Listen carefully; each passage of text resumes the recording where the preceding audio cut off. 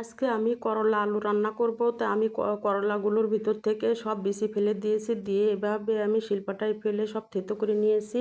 এবার পেঁয়াজ রসুনগুলো থেতো করে নিচ্ছি। এবার আমি কাঁচামরিচ থেতো করে নিচ্ছি।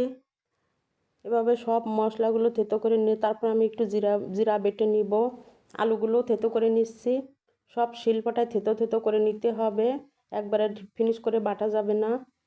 তো আমি এখানে লবণ নিয়েছি, হলুদ নিয়েছি, জিরা বাটা নিয়েছি, আলু থেতো করে নিয়েছি, পেঁয়াজ রসুন আর কাঁচামরিচ থেতো করে দিয়েছি।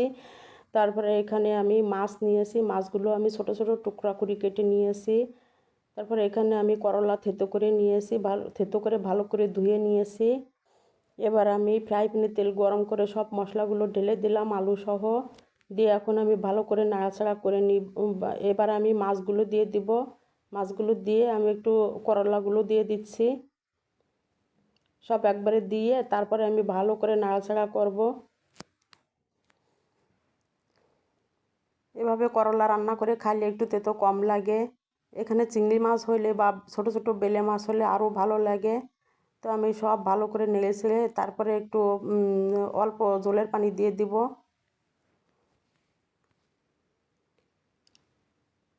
সব একসাথে নেড়ে ছেড়ে ভালো করে মিশিয়ে দিচ্ছি।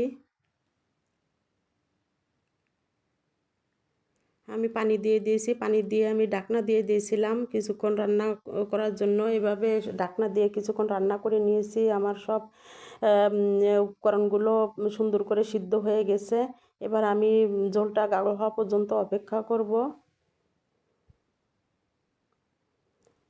আমি কিন্তু করলাগুলো বটি দিয়ে কাটি নাই, আমি সব শিলপাটায় থেতো করে নিয়েছি। এখন আমার রান্নাটা প্রায় কমপ্লিট হয়ে গেছে। বন্ধুরা, আপনারা বাড়িতে একদিন এভাবে করলা রান্না ট্রাই করে দেখবেন কেমন লাগে। তো আমি যখন করলা খেতে ভালো লাগে না তখন এভাবে রান্না করে খাই, আপনারাও চেষ্টা করে দেখবেন।